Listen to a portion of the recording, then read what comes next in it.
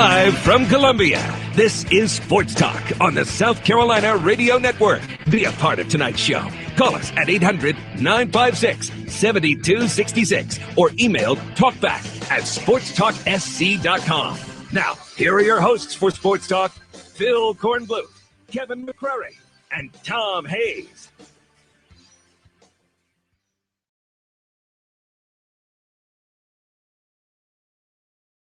You turned it off, but I Yeah.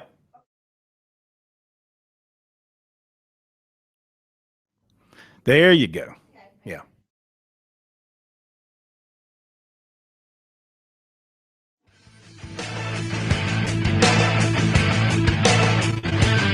Live from Columbia, this is Sports Talk on the South Carolina Radio Network. Be a part of tonight's show. Call us at 800-956-7266 or email talkback@sportstalksc.com.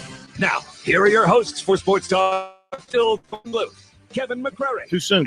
Tom Hayes. There you go. Hang on. All right, now you can start taking it down. And good evening, everybody. Welcome into Sports. No, don't take it all the way down. Let it play out. It'll play out. Yeah, but don't,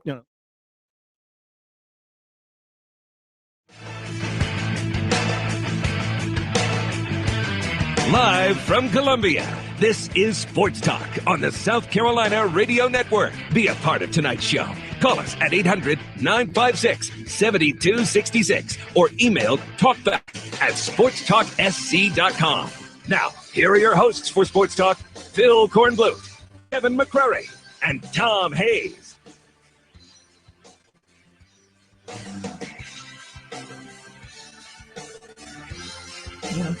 I let it play a little bit. That's okay. And good evening, everybody. Welcome into Sports Talk, South Carolina Radio Network, here on Thanksgiving, Christmas, New Year's, Hanukkah Eve. There you go. Da-da-da-da. Okay.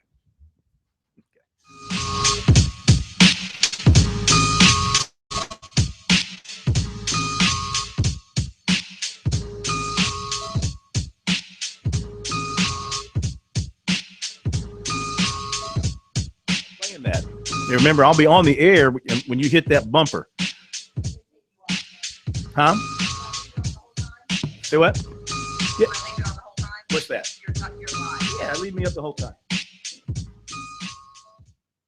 Let me make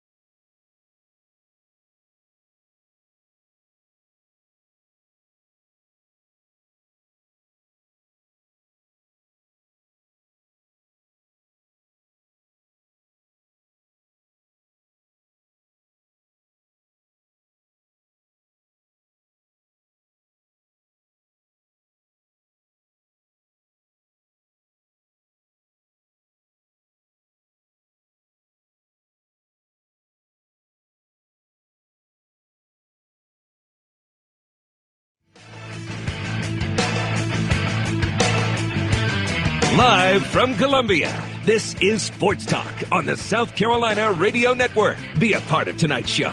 Call us at 800-956-7266 or email talkback@sportstalksc.com. Now, here are your hosts for Sports Talk, Phil Kornbluth, Kevin McCrary, and Tom Hayes.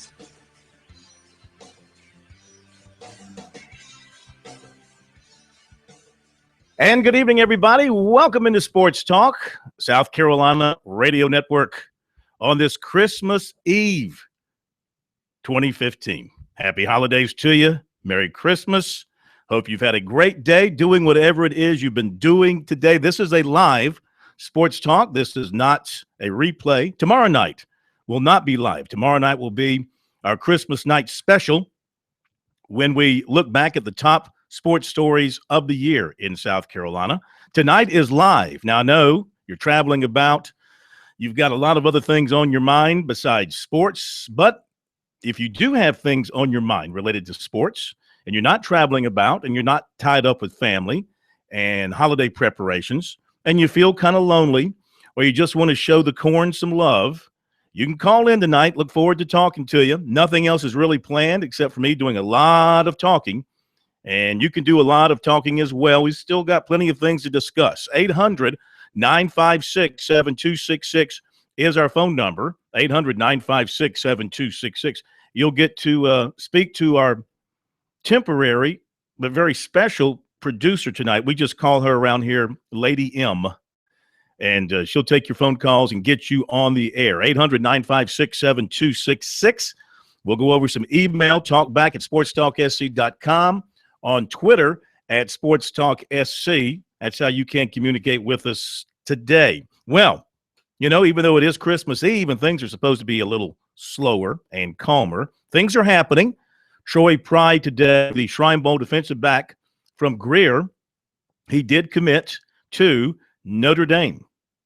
So he's going to go play for the Irish and see what he can do up there in South Bend. He did have offers from USC, Clemson, and many others, and he'll give it a whirl with the Fighting Irish, so good luck to him. Good player, and hopefully he will do well up in South Bend. No word yet from Kier Thomas. Kier, defensive end from Miami. We're still waiting on some indication from him about what his plans are going to be, whether it's South Carolina or Arkansas. Those appear to be his top two. He had indicated this week that he might have a decision today. He might announce something today. As of this moment, he has not. And I'm sick and tired of looking at his Twitter page. But you know what? That's the way the kids do things today. They put things on Twitter, and that's fine. So repeatedly checking his Twitter page, we've seen nothing from him yet. We'll keep a close watch on that. Recruiting as well. Let's talk Clemson, Oklahoma. Let's talk Gamecock basketball, men's, women's. Let's talk NFL playoffs. Let's talk Panthers a little bit. Call us up. Christmas Eve, just you and me and Lady M. 800-956-7266 is the phone number. We'll be back in a moment.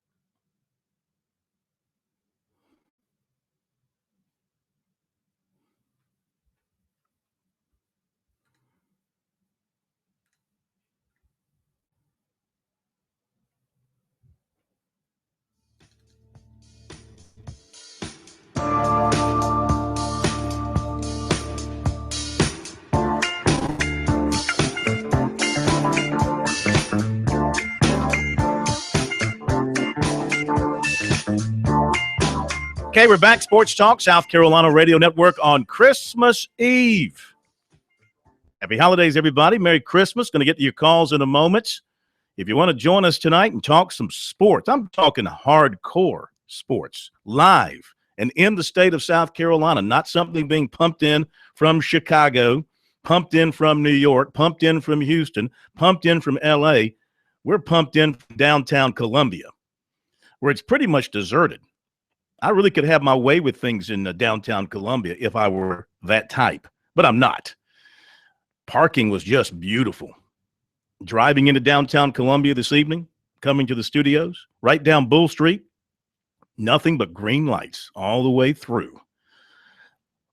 Drove past where I thought I'd have my my final stop on Bull Street, if you know what I'm talking about. Growing up in South Carolina, we all knew what Bull Street meant to people here in South Carolina. That's all changing now. It's going to be a beautiful baseball facility over there. 800-956-7266 is the number. Couple of quick notes, and we'll get to your telephone calls. The bowl season continuing today. Let's see, a couple of more games. The Bahamas Bowl, Western Michigan beat Middle Tennessee State today. That, of course, is Rick Stockstill and his Blue Raiders from Middle Tennessee State. If you're going to lose a football game, Bahamas a great place to go to get beat and enjoy your surroundings. So that's the one bowl game of the day thus far, 45-31, that final. And we've got the Hawaii Bowl coming up tonight, San Diego State and Cincinnati in that one, all right? Also, today it was announced by Oklahoma that Kyler Murray has transferred to them from Texas A&M. So the rich get richer. Kyler Murray signed with the Sooners.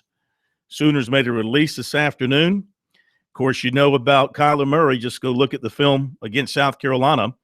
Highly touted quarterback coming out of high school. He and another highly touted quarterback, Kyle Allen, both leaving the Texas A&M program. Oklahoma already has a couple of highly regarded quarterback commitments. Austin Kendall from North Carolina, who was a standout in the Shrine Bowl, and Chris Robinson.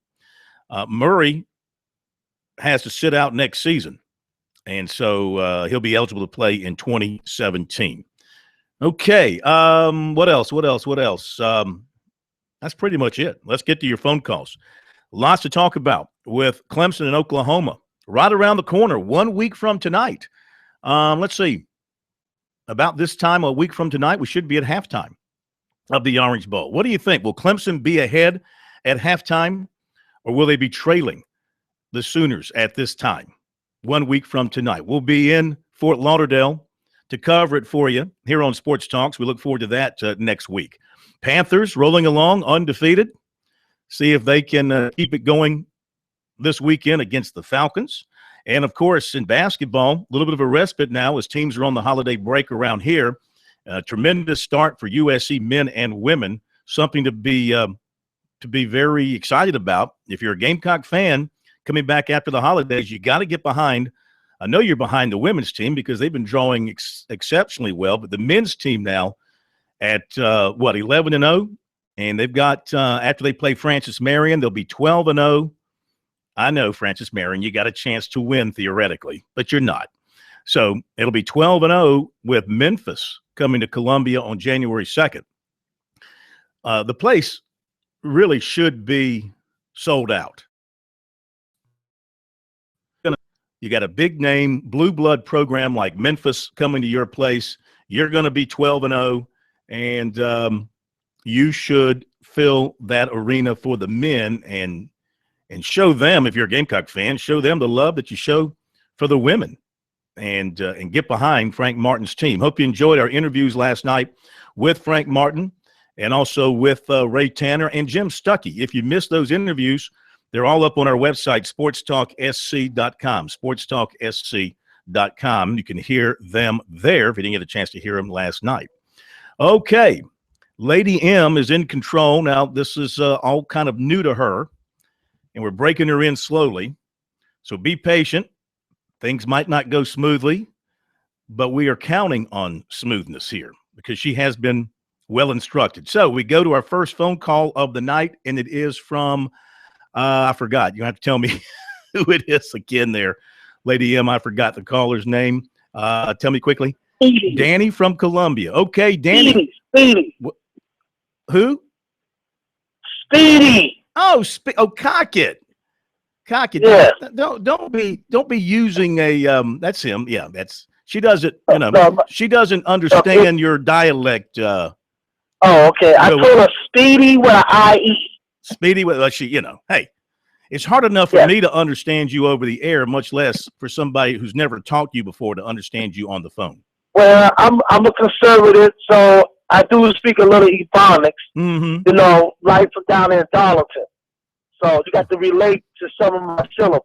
Yes. But I like to just take my hats off, give a round of applause to men's basketball coach Frank Martin. They got a little soft schedule, but I never thought that he would be talking about going in 12-0. Like you say, Francis Mary, they should be able to win by a couple of double digits on that game. Just waiting. A lot of fans just not really buying into it. It's a good story, a very good feel-good story.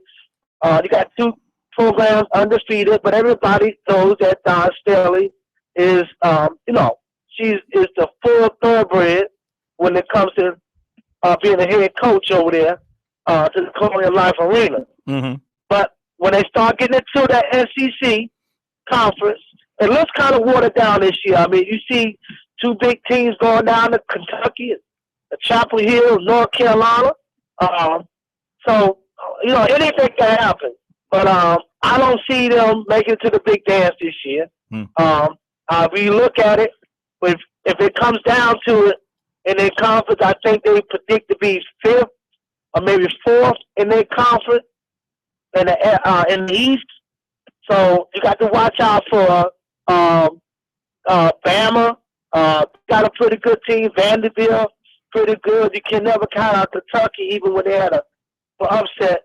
But it's all how you feel, how you take care of business in the SEC conference, and what you do in your conference as well in order to get some type of attention in the NCAA is to get hard to get there. Mm-hmm. But in all due respect, Phil, I can't wait till the wagons lay the stripes on the Tigers.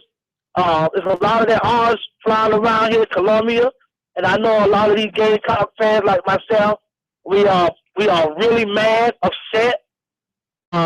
With our program, there's nothing could be more happier for the Columbia and the Gamecock Nation. New Year's is to see it. Wait a minute. You're not rooting for Clemson to win the national championship. No. I'm not rooting for anything that related to orange, purple, and the name Tigers. No, I'm not rooting. If I could make a phone call and call a voodoo lady from New Orleans, I will. And because I don't want to see Clemson get ahead. Which Tiger doll would you want to stick a pin in? Oh, any one of them. I mean, it could be the coach because his mouth's so big he can never shut up. Sweetie. I just can't allow this on the holiday. I just can't allow this sort of meanness because that's not the spirit of the day. Well, it's the spirit of the Gamecock Nation's Day because a lot of them ain't gonna come out and say it. They try to be a little liberal about it and say, well, we put it for Clemson because the Palmetto home state. That's a bunch of crap. You know it, and I know a lot of Carolina fans hate Clemson. So do I. Mm-hmm. And we don't wish nothing good for their program because, face it, if they win the national championship in football, we're going to be hearing it for another 50 years. All right, we got cock it. We have to go. Try to get in the spirit of the season. I think we all have to get behind the Tigers now, don't we? Back in a moment.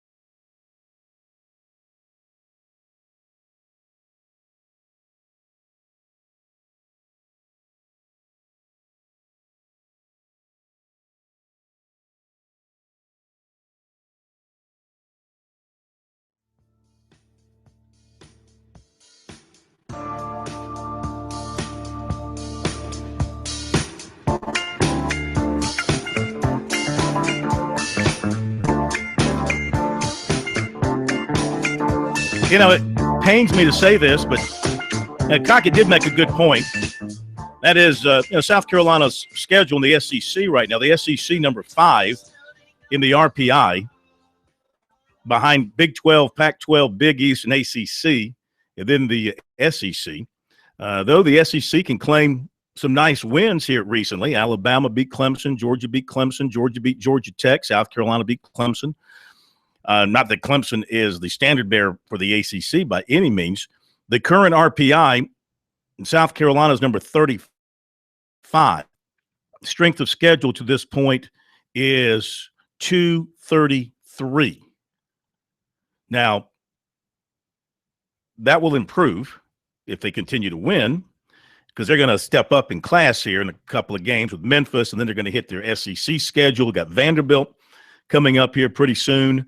So they're going to improve the strength of schedule. Right now, your top 10 by the RPI, Xavier, number 1, followed by Michigan State, North Carolina, Iowa State, Villanova, Oklahoma, SMU, Dayton, Texas Tech, and Virginia. Our boys at Monmouth, they continue to win. How about Rick Callahan and our boys up there, King Rice? Monmouth is more than just the bench sideshow. They're a good basketball team. They beat Rutgers on the road and beat Rutgers for the first time ever. Now, Monmouth is located in New Jersey, West Long Branch, New Jersey. And so for them to beat Rutgers, which is the State University of New Jersey, that is huge for them. Their RPI is number 12 at 9-3. Their strength of schedule is 26. They've already played the likes of UCLA and Southern Cal, and Rutgers is a good game for them. They've played Notre Dame. They've played Dayton. They've played Georgetown. So just giving a shout out to our good friend Rick Callahan. And again, a case where I'm just using Monmouth as an example, but you could use South Carolina as an example too, now that the Gamecocks are enjoying a great start to their season. Patience. It takes time. It just takes time. I think Clemson football, very good example. It took 5-6 years, now 7 years for Dabo Swinney to get it where it is. It's going to take Will Muschamp some time.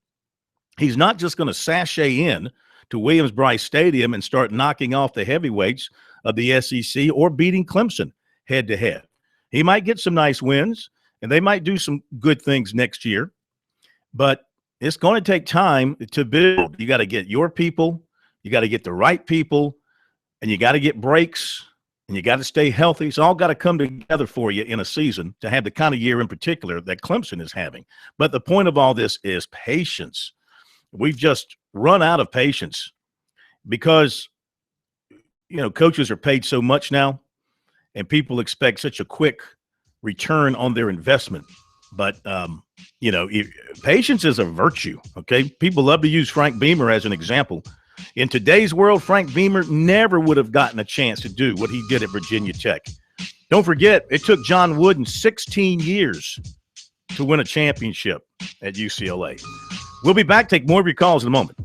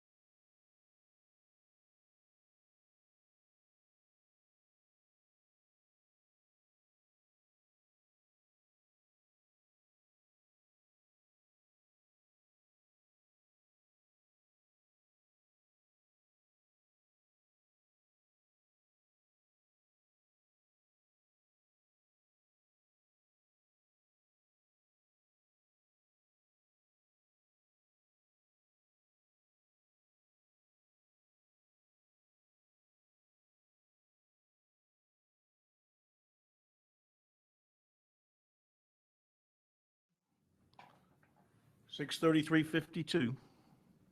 Yeah.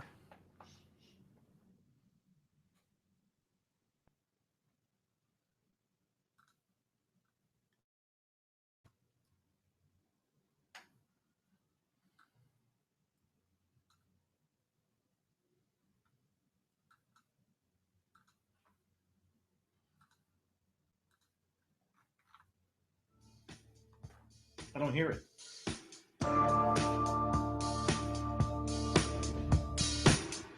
You're a little late, weren't you?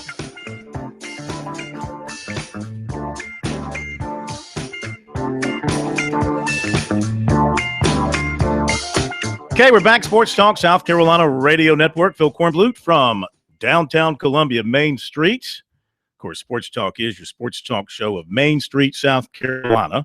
Phone number 800-956-7266. Say hello to the lovely Lady M when you call in. 800-956-7266. Our last live show for this week. Tomorrow night, we have a special for you. K-Mac and I taking a look at the top sports stories of the year in South Carolina. What do you think they are?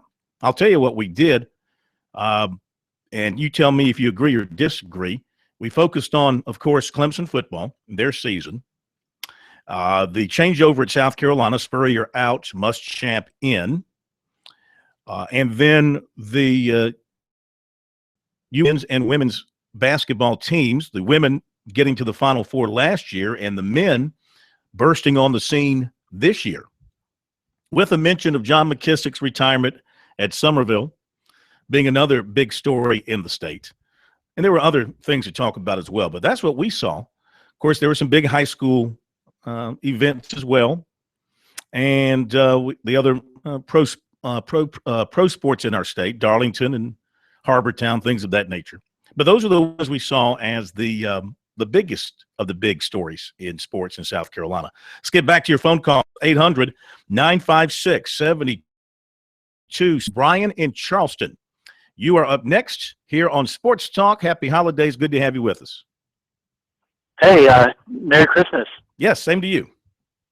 Hey, look, another big sports story could be the men's soccer team at Clemson national championship game. It didn't play particularly well, but to make it that's pretty good to make it to a championship in your sport. That's an excellent point. The problem, we're just between us. We're not big soccer folks, and I have to be honest with you. No slight to them. You're right, and that slipped our minds. And we probably should have paid a little more attention to that, but it just everything at Clemson is covered up by their football team. I hate to say it, unless you're a Clemson fan and you're there. Everything's covered up right now by the football team. Right, that's what really I'm calling about. I'm kind of just a little bit of a football geek. I guess I watched a bunch of Oklahoma games. I had some time off for the holidays, and I saw Baylor, TCU. I saw Texas, and I came away. I'm really just not impressed with them that much. I mean, you hear a lot about Stryker. He didn't seem like he was all that menacing to me. Their linebackers were kind of small and slow, and they have one good cornerback, Sanchez, on defense, who's pretty good, but the other guy, Thomas, is just awful. And I know they're playing against Big 12 offenses and everything, but their defense didn't seem that good, and also their quarterback, Mayfield, whatever, he was good. He's a good scrambler, and I just was not really that impressed. I just want to call and say that, and wish you guys Merry Christmas. Well, you made some good points, and your observations are well taken. Oklahoma, the biggest on the defensive front. They play a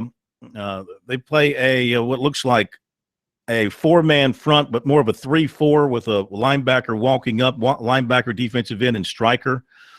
6 foot 222, but their tackles are 6 feet 291 and 6'2", 260. And the other end is Tapper at 6'2", 282. Now, if Walker plays the other defensive tackle behind Matt Dimon, he's 297 pounds. But Clemson is big on the offensive front, and they're strong and they're physical. And that's a good point. They may have an advantage, the size of their offensive front, against Oklahoma's defensive front. Now, Oklahoma's offense is dynamic. I mean, Baker Mayfield, like Deshaun, one of those special years, I mean, he got a lot of postseason accolades, and he is a dangerous player, very talented player. He can hurt you with his arm. He can also hurt you with his legs. He's got a very special receiver that he likes to go to frequently, in Sterling Shepard.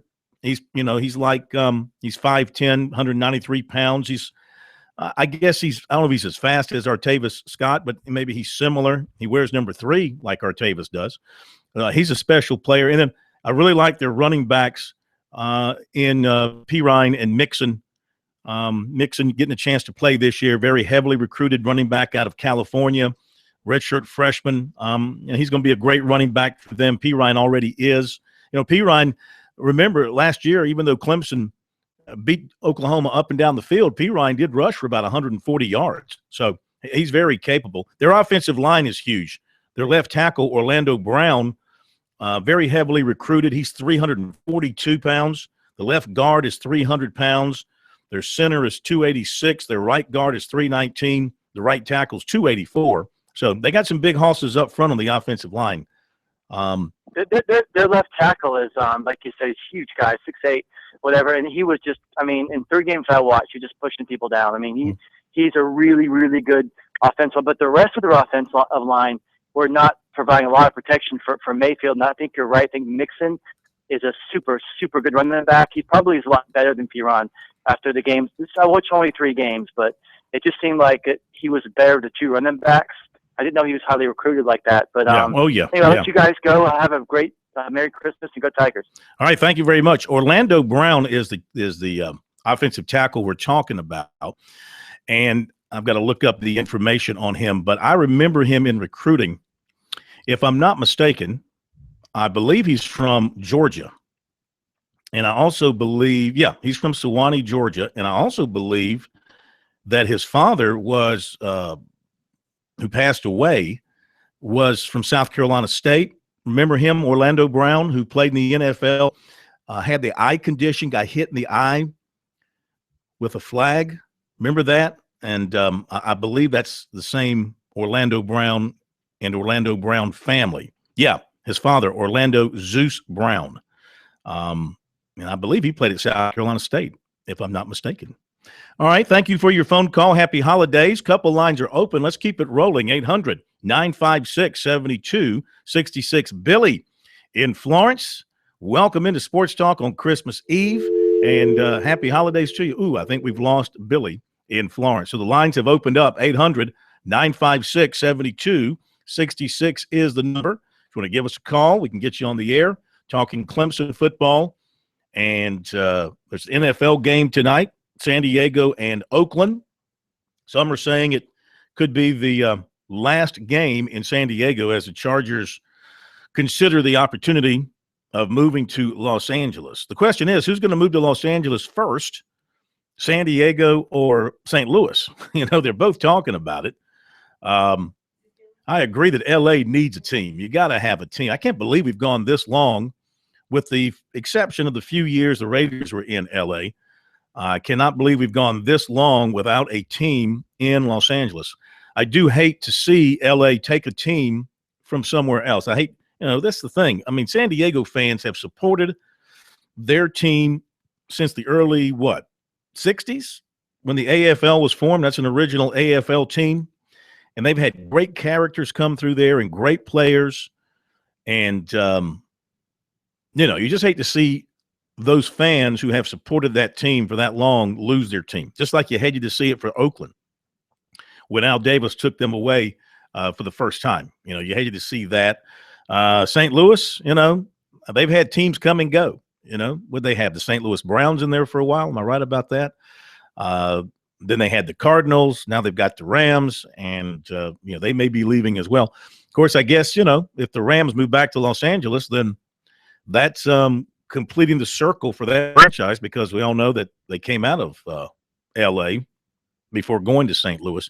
Used to love watching the old Los Angeles Rams play. Loved the uniforms with the helmets, with the Rams horns kind of on the side, blue and white, and the fearsome foursome out at L.A. Merlin Olsen, Can't name them all, but Merlin Olsen and what's his name? Deacon Jones. Who else? Thinking. Can't come up with the rest of them. Anyway, NFL tonight could be the last home game in San Diego for the Chargers. 800-956-7266. More of your calls coming up.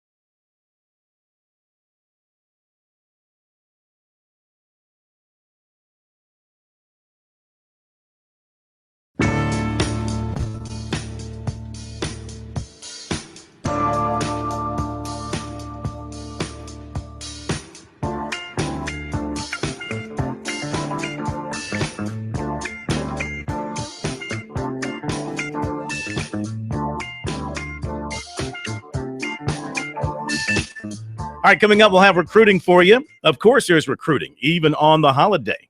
Recruiting Knows No Holiday here on Sports Talk. We'll have that for you coming up.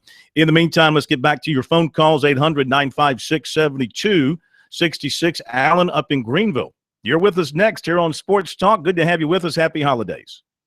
Hey, Corin, how you doing tonight? Good, sir. How are you? It's, that degree from Harvard that you have, that you keep the show going on Christmas Eve. Yes. I knew it'd pay off in some form or fashion one day. Yes, indeed. I've been listening to you a long, long time. I wish you'd find an upstate affiliate that I'm a Furman fan, but my God, I can't listen to you. It's either a basketball game starting at 6:30, or the basketball coach, or during football season, the football coach. That cuts you down to like maybe 2, 3 times a week, maybe. Well, look, we appreciate our affiliate there, WGVL, and they do a great job for us. They have to do their local programming too, and they're the Furman outlet. I get that. But let me just say this, I'm not taking away from any of our stations, but if you want to hear the show, you lose us over the air. You can, if you have a smartphone or a laptop, you can catch us on our feeds, or we have stations that stream their show on iHeartRadio or on the TuneIn app. In fact, I was informed last night that our Florence affiliate, great station down there, 95.3 FM, they're also on the TuneIn app. So that's just another way to get the show should you lose us over the airwaves, if you want to stay with us. Well, that's how dedicated a listener I've been over the years, Well, we thank you for that. Well, I'm just messing. I am. Really? But no, don't say that and then say you're just messing with me. I'm taking you. No, I'm not messing. I have been ever since I found out about your tour. I was reading your recruiting thing, at the Lake Forest Quick Shop, which I've been going to, is not in business anymore. I know. When was that was that in the 80s, 90s?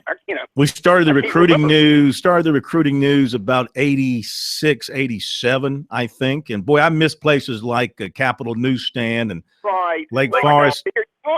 Yeah, those are great places. Capitol Newsstand and I'd go in there and buy, your magazine and your competition sometimes, Mickey's, Hey, you did a good job with it. Yeah, you did. Oh, listen, I like Mickey and the poop sheet. Poop sheet, yeah. Those are the good old. That's the thing is, and I say this, and I sound like an old fogey. I don't mean to be. I'm just telling the truth, and that is the sports fan born in the last years, spoiled by technology and electronics, which is all fine, and it has its positives. Don't get me wrong. The immediacy and the amount, my goodness, there's so much out there. But, back in the days when you had to rely on newspapers and publications like the Recruiting News or Mickey's or Super Prep or the Poop Sheet, things like that, those were, I think, really good publications with really good reporters and writers and made for a great conversation and provided a lot of great content too. So, of course, I know a lot of that's still available online in some form or fashion. But those days were really fun days. Corin, I guarantee I still have old copies around my house. I do. I've got one copy of every issue of the Recruiting News that has ever been printed. That's great. I might try and sell them one day. Who knows? They're collector's items. Yeah, I was going to say some recruiting nut might want them one day. But I can go back and pull out let's see. I want to say the very first one featured, was it somebody from, it was football, because football always sold. I'm trying to remember who it was. It might have been somebody from like Marlboro County back then who was a hot recruit or something. I have to go back and look. Well, there weren't any rivals. There weren't any scouts. You were doing this. You had friends, right? You knew Alan Wallace, Lemons, I'm sure, all those other people. And, Yeah, Alan Wallace, I worked with him. Didn't know Tom Lemming all that well, but I knew the guys from out in Texas. What about the guy out of Texas? I was going to say it. Bobby Burton? Bobby Burton, yeah. Bobby Burton, yep, knew those guys. And, They're all my heroes, of course. I've been reading and loving recruiting since the only information I could get was the annual Street and Smith, and at the back of the magazine, it had the top 100 high school seniors or the 100 or freshmen coming in. That's changed a lot. I tell you, it's gone from a very simple way of doing things to the complexity of the star system now, and what's a 5-star, what's a 2-star, what's the difference? Oh, It really has sort of muddied up the waters, so to speak. But hey, everybody's got to make a living, and people have figured out a way to do it via recruiting. Hey, thank you for your phone call. Always good hearing from you. We appreciate it. Speaking of recruiting, that's coming up next. Christmas Eve edition here on Sports Talk.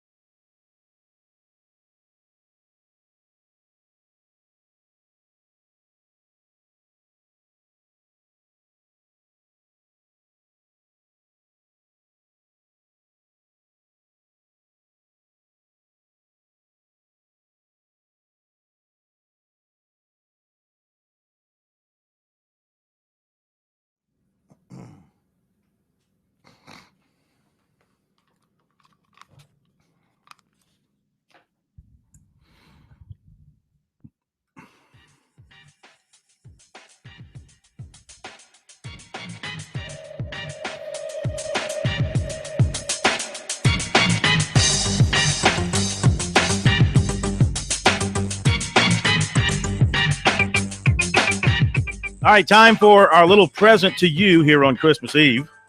That, of course, is a gift that keeps on giving. Again, Troy Pride from Greer committed to Notre Dame today. Also had offers from Clemson, USC, several other major programs. And as of tonight, still no announcement from defensive end Keir Thomas of Miami, choosing between USC and Arkansas from last information we had on him. We continue to monitor that. Certainly, please God, he's not going to do it on Christmas Day. Certainly he wouldn't do that to us, would he? Of course, I'll pay attention to it if he does. Former USC commitment defensive back Marlon Character from Atlanta, again, seriously considering USC with the arrivals of Will Muschamp and Travaris Robinson from Auburn. He knows both well because after decommitting from USC in November, he committed to Auburn. That pledge remains for now, but he is giving Muschamp and Robinson a good opportunity to bring him back to the Gamecocks. He talked to Robinson earlier this week about his official there. That'll be on January 30th after visits to Auburn and Virginia Tech. He's down to those 3 schools. And he said that he has a relationship with both coaches from Auburn. He also likes Brian McClendon, who's coming in. He said they have a great relationship. So he'll come down on his official visit and see how things look to him and see how things feel to him. This season, he estimated he had around 50 tackles and 6 interceptions. Wide receiver DeAndre Overton of Greensboro is going to announce at the Semper Fi All-American game in Carson, California, January 3rd. Between now and then, he knows he'll be talking a lot to Clemson and NC State. He's down to those 2 as he works towards a decision. He talked to both last night. Both are telling him to evaluate things as best he can and pick the one that's best for him. He said it's hard to decide. He said Clemson, just being there, the whole campus, He said, playing wise, Clemson can develop him as a receiver, but he said NC State has the advantage of playing time, and that in-state thing pulls at him as well. Defensive end Michael McDaniel of Loganville, Georgia, was offered by Maryland. He favored USC under the previous staff, but apparently the new staff has not showed the same interest to this point. USC coach Will Muschamp on Wednesday reaffirmed offers to a pair of 2017 running backs offered by the previous staff, DeAndre Swift of Philadelphia and Anthony McFarland Jr. of Hyattsville, Maryland. And wide receiver Rick Wells of Jacksonville, heavily recruited by the former USC staff, tells us he's not heard from the Gamecocks' new staff. He does remain committed to Florida. He's got an official visit to Virginia Tech January 23rd. He'll visit Florida the following weekend. All right, there you go with recruiting. Don't forget to check it out online.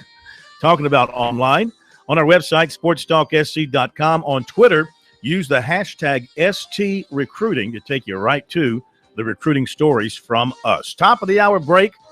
We'll be back. Take more of your phone calls. Look forward to hearing from you here on Christmas Eve.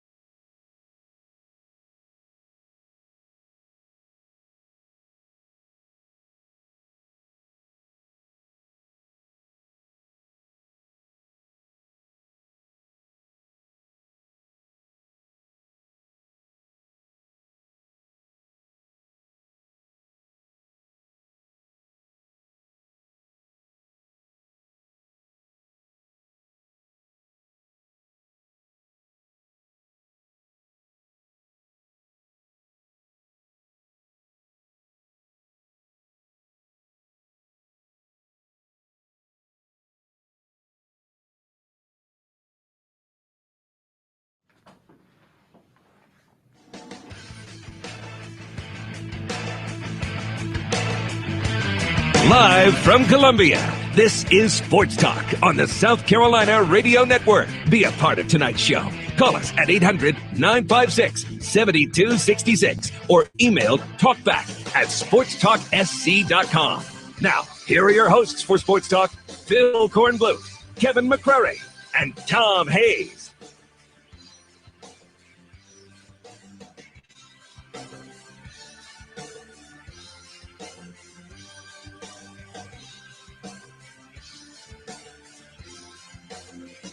Okay, we're back. Sports Talk, South Carolina Radio Network.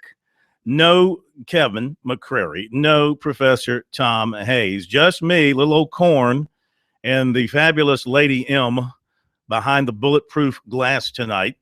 Taking your calls, 800-956-7266 if you want to chime in. It is the season of chimes. Time to chime in. 800-956-7266 is the number. Email talkback@sportstalksc.com. And on Twitter at SportsTalkSC. Love to continue hearing from you, your thoughts about, certainly, listen, Gamecock fans, I know it pains you, but there's got to be some Gamecock fans out there. And I know you're diehard for your team, but don't you want to see Clemson win? Don't you want to see Clemson do something for the state of South Carolina and make us proud that they're from the state of South Carolina? Don't you want to see that? Number two, how long, and I'm talking about USC men's basketball because women's basketball, their run could go the entire season. How much longer do you think the USC men's unbeaten run will last? Taking a look at their upcoming schedule, as I mentioned, they've got Francis Marion coming up. So that'll take them to 12-0. Then Memphis comes to town. And, Memphis is not what they have been. Of course, they're still going to be a very good team. They're still going to have talents, but they're not I don't think they're the national power that they have been in recent years. They're 8-3, coming off an 84-48 win over IUPUI. Indiana University, Purdue University of Indianapolis, I think is what that stands for. They've lost to Ole Miss by 6, and let's see, who else have they lost to? Who else have they beaten? They've beaten Manhattan. Just looking at some of their games here, they've beaten Southeastern Missouri State. So anyway, this is it'll be a good challenge for South Carolina. Then they open SEC play at Auburn. Okay, Auburn just coming off a loss. They've been a little up and down. Then Vanderbilt comes to Columbia on January the 9th for a 3 o'clock game. January the 9th. Let's see here now. January 9th will be a Saturday at 3 o'clock. And that could be a Donnybrook. That could really be a heck of a game. Vanderbilt's very good, big, physical team. Then the Gamecocks go to Alabama, and they're playing good basketball right now. Missouri then comes to Columbia. That'll be a winnable game. Then they go to Ole Miss. That'll be tough. So they got some tough ones coming up. How much longer will they extend this unbeaten string? 800-956-7266. Back in a moment.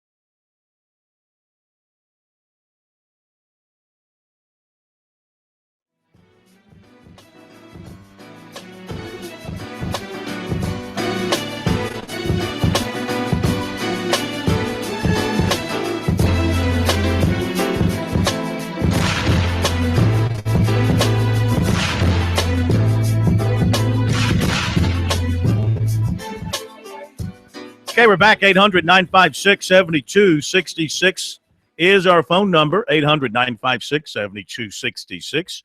Happy holidays. Merry Christmas to everybody out there. Hope you're traveling and sticking with us, however you're getting us tonight, through your local Sports Talk affiliate. Maybe you're catching the audio stream in one form or another as you travel down the road. We appreciate you hanging in there with us. Tomorrow night, we will be on the air with a show, but it won't be live. It will be a pre-recorded edition of Sports Talk highlighting the big stories of the year in South Carolina, Clemson's 13-0 season, the changeover at USC in football, the USC men's and women's basketball teams, the women to the Final Four last April, and the men off to their tremendous start this year. Be talking about all that, letting you hear from some of the key people involved in all of that tomorrow night on the program. 800-956-7266. Let's go to Chester for our next phone call, and we're going to be talking to, I lost the name. We're going to be talking to, tell me there, Lady M. Sylvester in Chester. Sylvester, welcome into Sports Talk tonight. Happy holidays. Well, first of all, you'd have somebody screen your call screener because obviously this is not Sylvester. But that's okay. Yeah. What, Reggie? Reggie, don't you have anything to be doing? Well, I'm actually driving. Hey, tomorrow night from 7 to 7:30, they can tune off your show and they can watch my recap of 2015 on News 19, and then they can finish you up from 7:30 to 8. I think that's a fair trade. And what are you doing? What are you highlighting in your little recap there on News 18 and a half? The same thing you are. Except I'll have Alyssa. That's my ace in the hole. I'll have Alyssa next to me, so I know you'll be watching. See, listen. My producer's very upset. Let me explain something to her. This is she's never heard of you because she watches Channel 10. This is Reggie Anderson from New. He does that all the time. He uses a fake name because he knows we block him. We block him on Twitter, we block him on Facebook, and we block him on the airwaves. You won't even let me. You won't even let me in your house. I mean, you block the area. I mean, I can't even get to your house anymore. You see me coming up. You won't even let me in the house. We changed the locks on you. Changed the locks on you. In all seriousness, yes. I'm making a very good point. I got Christmas Eve dinner, which is a lot more important. Yes. Having said that, I do not deny that is maybe one of the few facts you've ever spurted out of your mouth before. 7 days left. 7 days left in 2015. Something crazy is going to happen in sports. I don't know what it is, but this has been the most insane year in sports. You know, between the women going to the Final Four, you got Spurrier resigning, Clemson's #1 in the country. Something crazy, and it may happen. It may happen down in Miami, South Beach. You never know. But I just want to put that out there. Something We've got crazy. I don't know. Something. Yeah. I mean, something to cap off 2015. In all seriousness, as sports people like I am, and you kind of play at it in television. You don't really, do anything of any meaning. But we've had a heck of a year when you think about the USC women, and then transitioning to football, and what happened with South Carolina and Spurrier, and the rise of Clemson, and also the Panthers right across the border, and the great year they're having. Gosh, we've had a lot to sink our teeth into. That's for sure. So anyway, but listen, so in all seriousness, don't come back with so anyway, like everything I just said went over your head and meant nothing. I don't even know what you just said. The fact of the matter is that because you broke in on my show tonight, more people are hearing you right now than probably have seen you this entire week combined. Well, having Josh wants to tell you something. Hey, Josh. Josh is my man. Oh, thank you, Josh. Yeah, Joshua, thank you. And Joshua in turn has been heard by more people than would have watched tonight on News 19. Would you tell Josh I said Happy Hanukkah to him too? Let's make sure he's an equally, he's open-minded when it comes to these religious holidays. Yes, he is. Phil says Happy Holidays. Happy Holidays! All right, there you go. Bye, guys. Have a good year. We'll see you next year. All right, Reggie. Yeah, my producer is what's a good word? She's flummoxed over what just happened because she thought it was, Sylvester from Chester. That sounds like something Reggie would come up with, Lady M. He does all the time. He comes up with some made-up name and sneaks on the air that way, and then takes up valuable airtime and et cetera, et cetera. So what we go through here on a regular basis. All right, 800-956-7266 is the phone number. Email talkback@sportstalksc.com. The Orange Bowl has sent us information about arrival plans for Clemson and Oklahoma. So as a public service to you, I will tell you what's going on with that. And that is that the Clemson football team is scheduled to arrive on Saturday at approximately 4:30 at the Fort Lauderdale Hollywood International Airport. Oklahoma's coming in at the Miami airport about 3.5 hours earlier. Let's see what else is happening on Saturday. Now, when both teams arrive, there will be some media access to the head coaches and all that. So they'll talk a little bit about, hey, it's great to be here. We're so excited, blah, blah, blah. You know, the typical reaction. And let's see what else is going to be going on. The Orange Bowl will welcome the teams in true South Florida style with water cannon salutes on the tarmac as the student athlete and coaches disembark from the plane. A water cannon salute. All right. It says here, the airport arrival is an exciting, vibrant, official team welcome to South Florida for a week-long schedule of Orange Bowl Festival events. Yeah, let me tell you some of the things that will be going on down at the Orange Bowl. You know, they've made the semifinals. They didn't want to rob the players of that bowl experience. And this is fine. This is all good. I don't blame the people that put the playoffs together for doing that. These guys deserve to enjoy the trip, you know, even though they're playing for something versus a spot in the national championship game. The Tigers are going to be housed at the Diplomat Resort and Spa in Hollywood, Florida. Guess where Oklahoma's staying? Trump National.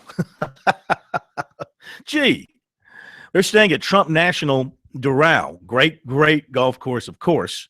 And that's in Miami. So they're staying. I mean, Clemson is actually going to be out towards the stadium. You know, the stadium, Sunlight Stadium, is about 40 miles from downtown Miami. Oh, yeah. It's a hike from downtown Miami. And you talk about traffic and congestion. Oh, my goodness.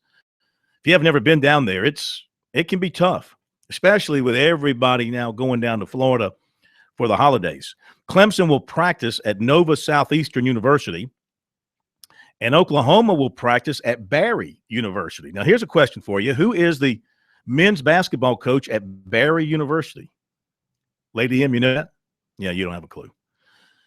Who is the men's basketball coach? I'm going to throw a trivia question. Who knows? I know. Who knows who the men's basketball coach at Barry University is? Take a shot. 800-956-7266 if you happen to know the answer. All right. What else can I tell you here about activities down there? Let's see. I'm getting a bunch of media stuff here. I want to find out. I want to tell you about some of the other things going on at the Orange Bowl. Oh, here we go. Here's a schedule. So Sunday, the teams will practice. And again, Clemson will be at Nova Southeastern. Those times are to be determined. And then on Sunday night, Clemson, the coaches will go to Jones Stone Crab in Miami Beach, and the players are going to go to Fago. This is Spanish now, so I don't know. Fago de Chayo? I have no idea. Fago de Chayo? C-H-A-O. How would you pronounce that in Spanish? Fago, F-O-G-O, de Chayo in Miami Beach. That's for the players. And then on Monday, there'll be a press conference in the morning with offensive coordinators and selected players. The teams will then practice. And then the Clemson team will go to Hallandale Beach for a little beach outing. And that'll be from 2 to 6. It'll be a family beach outing at that. We'll tell you more in a moment.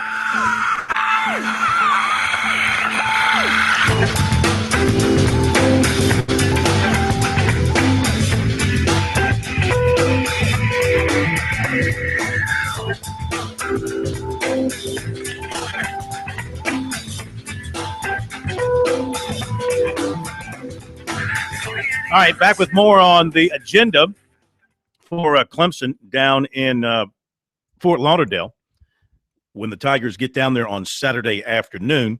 So on Tuesday, it's media day. That'll be from 10 till 1. And that'll be at Sun Life Stadium. We'll have the head coaches. We'll have assistant coaches. We'll have players. The Tigers will go from 10 to 11. And then there will be practice in the afternoon after that. Then on Wednesday, there will be the head coaches press conference. That'll be at the Media Hotel, the Renaissance Fort Lauderdale Cruise Port. Sounds kind of fancy, doesn't it? That'll be in the morning. Now, the only thing I regret about this is that they schedule all this stuff in the morning, which is, why can't we do it in the afternoon when it's after a good night's sleep? But anyway, 8:30 to 9:45, the head coaches press conference. Sweeney will go from 8:30 till 9. And then there will be another practice. Let's see. No practice on that Wednesday before the game. After that, there's a coach's luncheon. That's going to be at Jungle Island, Watson Island, Miami. And then that's pretty much it. Then on Thursday, we play the game. There's a fan fest, the Capital One Orange Bowl Fan Fest, presented by the Venture Card from it'll be at 11 a.m. because it's the 4 o'clock kickoff. So they'll do the 11 a.m. thing there, and then they'll kick it off at 4 o'clock at Sun Life Stadium. Hey, by the way, take it from the voice of experience here. If you're going down there and you're going to be driving, do not run through red lights. Because, in Florida, they've got cameras everywhere, and they will hunt you down. I can tell you from experience, they will hunt you, even if it's a mistake, even if you were, you think you were innocent. Not only will they hunt you down and find you, they will provide you with evidence that's indisputable, because those cameras, they take pictures of your car and your license plate as you go through that red light. And they also have video of you going through the red light. So just keep that in mind. Observe all the traffic laws in the state of Florida. And, don't pick up a heavy fine, as can happen if you're not paying attention to things. And also, be aware they have a lot of toll roads down there, too, wrapping all around the Hollywood, Fort Lauderdale, Miami area. And it's really a fast-paced place. I'm sure many of the listening have been there before, since Clemson has made it pretty much a habit of going down to South Florida for either a game against the Hurricanes or some kind of bowl game. So keep that in mind as you travel down south this weekend and next week. And remember, Sports Talk will be there. We'll be broadcasting Sports Talk from Florida beginning on Monday night. 800-956-7266. Lines are open. Give us a call. Be right back.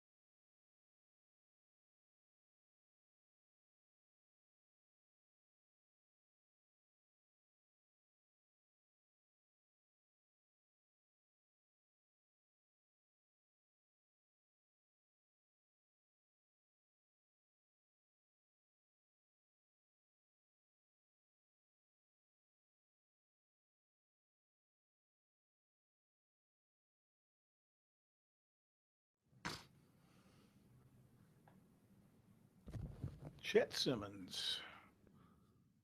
Well, we're not live yet. We don't go live till you bring us back.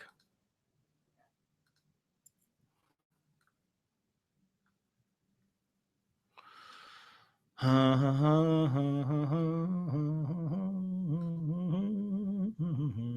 Ramsey.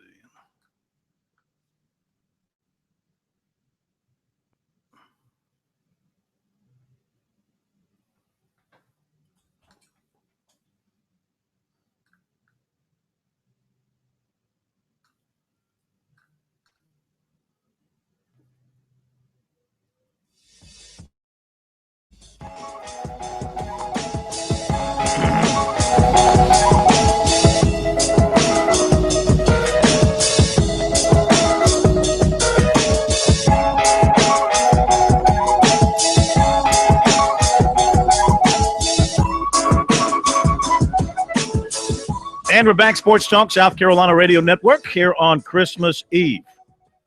Christmas Eve 2015. 800-956-7266 is the phone number if you want to join in on the program. Love to hear from you. Get your thoughts about Clemson and Oklahoma. Let's see. By this time, a week from now, kicking off at 4, 7, 3.5. Yeah, we'll be close to the end. 3.5 hours into it, a week from tonight, down in Fort Lauderdale. Where do you think it'll stand at this point? I've got Clemson winning. I know they're about 4-point underdogs, but, I mean, just looking at the two teams on paper, I see a lot of things that kind of are a wash between the two teams. Both offenses are extremely good, can produce a ton of points and yards and things of that nature. Which defense is going to be just a little bit better? I think Clemson's defense will be just a little bit better. Now, you know, Clemson's got to clean up some things. The turnovers, you cannot give Oklahoma a short field, and a little bit better work in the return game, defending the return game. Got to be better there as well. But I give Clemson's defense the nod over Oklahoma's defense. The offenses look like, you know, they could just match each other if they were just, you know, going up and down the field with no defense in front of them. You know, they would just do very similar things. But, I mean, when you throw a defense in there, I like the matchup of Clemson's defense having a better chance in slowing down Oklahoma than the other way around, slowing them down just enough. And Oklahoma's defense has some good numbers as well, but I think Clemson's is better. Got better overall players, I think. And so I see Clemson winning this thing and going to the national championship game in Arizona on January 11th. Now, let me ask you this question. Is Dabo Swinney too good to be true? I mean, does the guy have any faults? Not that I'm looking for any now. And I guess we've pointed some out over the years. But really, right now, is he too good to be true? I mean, he's got a 13-0 football team. He says all the right things. He's appealing to the young players out there in various ways. He's got a great facility already, and he's going to be getting another fabulous facility. He's selling out every game. The fans adore him. The Clemson fans, that is. They adore him. And you know what? Nationally, he's developing a huge following too. His story is compelling, what he's overcome to get to this stage in life. He doesn't come across arrogant. He comes across boyish and excitable and natural and hip and ad-libish. And then there comes this story today by David Hale from ESPN that just adds to the legacy of Swinney this year and previous years. But, you know, when your team is 13-0 and ranked number 1, things tend to stand out more. And so Hale writes a story about something they've been doing at the Swinney home since 2003. And it just fits Dabo, and it just further extends the image of Dabo perfecto. He puts a Santa Claus, a live Santa Claus, up on his roof, okay? And the children come over to their house, and Dabo has like a Mr. Microphone or whatever, and he talks to the children and let the children talk to Santa Claus up on the roof. Santa Claus works the rooftop while Sweeney works the crowd. Using a microphone tucked into his jacket, Sweeney provides Santa, perched on the roof with an earpiece, the names and wish list of everyone on the nice list. This is what David Hale is writing. Dozens of children line up to pass along their Christmas wishes and create a new season of memories. The candy cane at Santa's feet is actually a long PVC pipe, and after Sweeney passes along the wish list for each child, Santa slips a few pieces of candy down the pipe and into the waiting hands of the kids below. Sweeney, sporting his wireless microphone and sucking on a lollipop, said his household always felt like that of the fictional Griswold family from Christmas Vacation. The women behind the event play a big part too, from Mrs. Claus helping out with the kids to Sweeney's wife, Kathleen, bringing the event together each year. Sweeney's home is a staging area for Santa and his fans.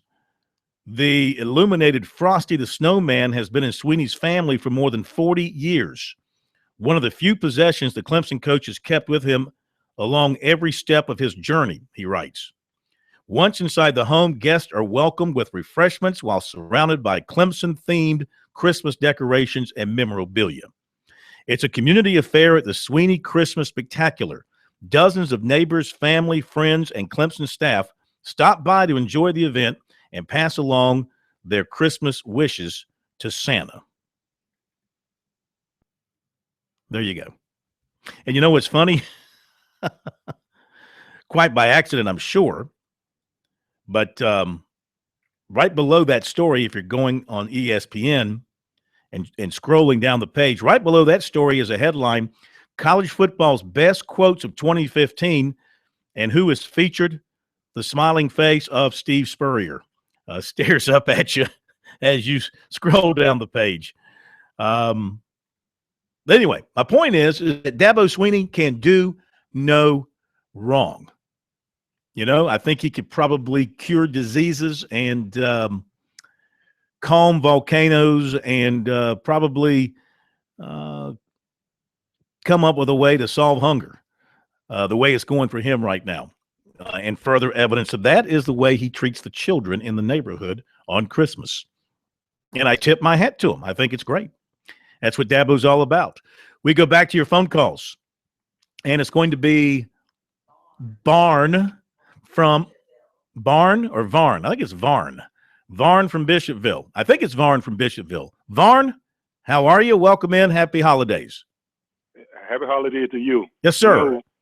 You know it's stuff, when it's holidays and stuff, especially when it's Jesus Christ's birthday, almost you're supposed to be nice and polite. You know, you almost made me sick with what you just said about Sweeney just a while ago, but you know, I'm not gonna let it get to me. Sweeney just a natural man. That's all. Stuff. I mean, you appreciate the gesture, don't you? Well, yes, because you know everybody have their opinion, you know, and stuff. You're supposed to spread love this time of year and stuff like that. But let's get to Sweeney and his Confederate Orange team. You know, I'm a tell the truth, you know, because I don't lie and stuff like that. I still say Oklahoma will beat them like a drum and make the devil cry.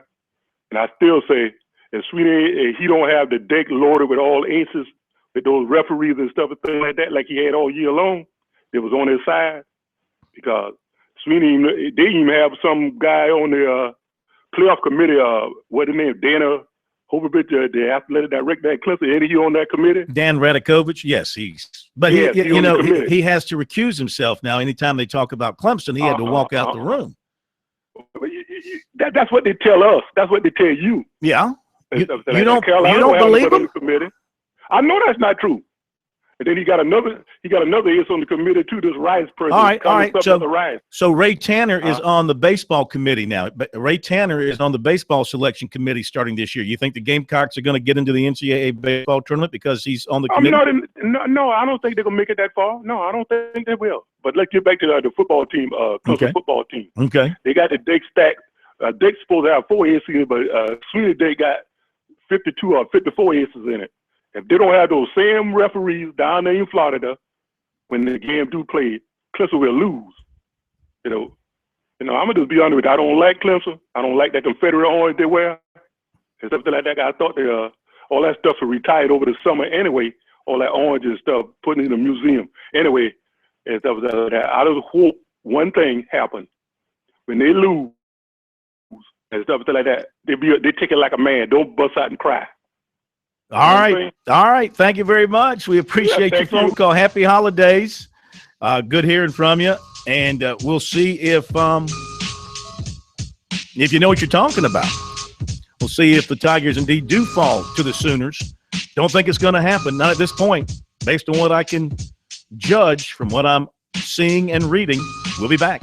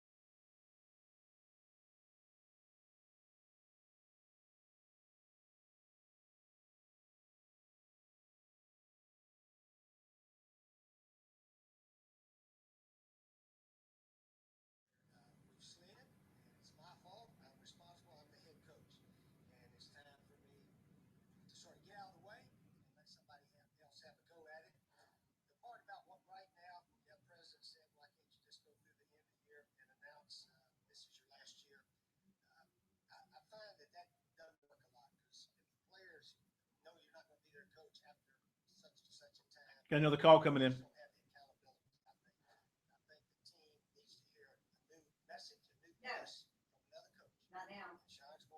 Got to grab him. Who'd you say is holding? Carl Moore from Hartsville. Carl from Hartsville. Let's go Carl from Hartsville. I'm going with Bummer. Okay.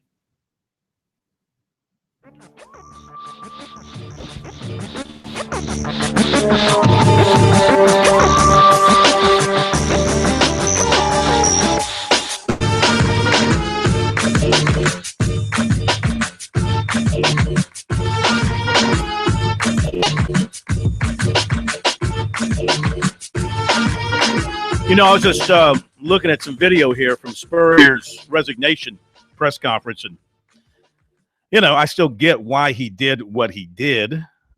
When he did it, at least I get what he was thinking and his own personal rationale behind it. But then again, there's a part of me that still doesn't get it. A guy as ultra-competitive as Steve Spurrier is, stepping away from a team in midseason and not trying to fight through it, not trying to figure out a way to make it happen. And all I can think is that he just was totally burned out on it and just did not have the fire and the energy to get up and go to go get it done. And, you know, maybe saw the handwriting on the wall that it was not fixable, that it just wasn't fixable by him. Still, you know, the type of person he's always been, at least in his 10 years at South Carolina, on his years before that, in particular at Florida, you just wouldn't expect him to walk away from his team and end his career in that manner. Of course, like he always said, he envisioned ending his career at South Carolina, riding off on the shoulders of his players in Atlanta after winning an SEC championship. Never happened, but that's what he wanted to do. And I'm sure this was a distasteful way for him to end it, but still kind of find it, you know, a little hard to believe that it ended the way that it did. And I'm not so sure that the way things turned out, you know, leaving early did not really assist Ray Tanner in getting his ultimate guy because I mean, it gave him a head start in dealing with some people, maybe put him in position with some people that it just didn't pan out. But I mean, Muschamp would have probably, well, as you know from listening to what Ray Tanner and Muschamp said, it was later in the process that the two of them got together. Now, there might have been some background work going on and some back channel conversations going on, but really, you know, Spurrier could have coached out through the end of the year, and Tanner could have still hired Muschamp, you know. I don't think it made that much of a difference there. Anyway, just some idle thoughts as I was reliving that press conference. Back to the phones we go. Carl in Bishopville up next here on Sports Talk. Happy holidays, sir. How are you? Thank you, but I'm from Hartsville. Oh, my bad. And that's okay, but I'm just wondering about you, man. Where did you graduate from? High school or college? I'm talking about college. Harvard. Harvard. Now, you know that's not true. Well, why would you say that's not true? Why would you? I know it's not true. Why? Because you sound like you graduated from Clemson. You sound like you're one of their best fans. I mean, what's going on? I mean, I'm sorry. I mean, I went to Harvard, and I just maybe I sound like a Clemson guy because I went to. But you lied. You telling more lies than the guy up there at Clemson. Dabo Sweeney believes there's a Santa Claus. Now you know that ain't true. I mean, my goodness. I mean, telling the children that there's a Santa Claus like God. Now you know that we got to wake up. But people can't take the truth no more. I mean, this is ridiculous. You don't believe in Santa Claus? Well, let me tell you, I got more sense than that, but I used to did. My mom and daddy taught me the same thing yours did. But we got to wake up one day and know that there's no such thing that can do all that and go down the chimney. But God, if he wanted to, he could do it. Mm-hmm. Yeah. But yeah. My favorite. I just want to say one thing. You never brag on South Carolina no more where you went, but we won. We won within 5 points. We almost won within 5 points, and you said we was gonna lose by 60. And then the basketball team the other night, you was throwing off on them about they was going to lose to Clemson. Clemson had a better team, but it looked like they did. So you need to move up there. Well, now you are right. You are correct. I thought Clemson would beat South Carolina in football by about 60. You're exactly right. And the Gamecocks, they did a heck of a job to make it close. They certainly did. We have better players than you think we do. They are really there. We have talent. I don't know about all that. They just, Yeah, we do. They play sorry sometimes. They give games away. I know that. I've been pulling for them all my life. Yeah. I mean, I know. But now I did not say Clemson basketball would beat South Carolina. I thought South Carolina would win that game. I thought there were a few things that Clemson might do to hurt South Carolina But Yeah, I did remember. not The pick. first part of your conversation, yeah, you was bragging on their big men, Yeah, and we beat their big men. you did. Absolutely, yeah. Yeah. Did a good job. Did a good job against them. All right, well, listen. Heps. Hey, Corey Miller's my hero, and you know what he called you? Loser. Okay. Well, he's my hero too. You know, big fan of Corey Miller, and he wants to call me loser. Then by God, he can call me loser. Okay, appreciate your phone call. We'll hit this break. Wrap it up in a moment.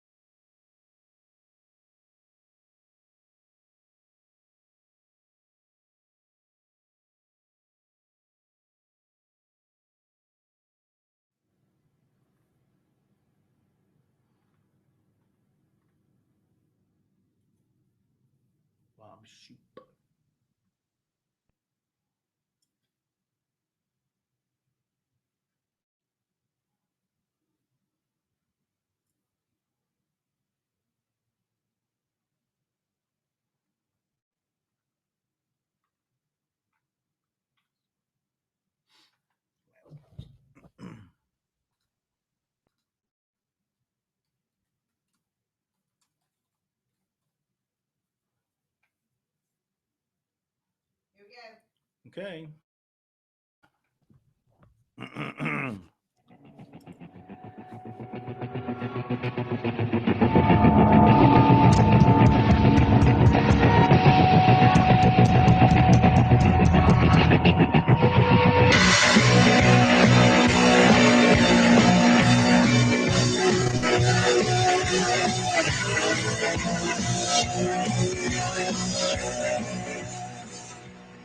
All right. Appreciate the phone call there from Carl in Hartsville. I think you said it was, right? Okay. Appreciate that.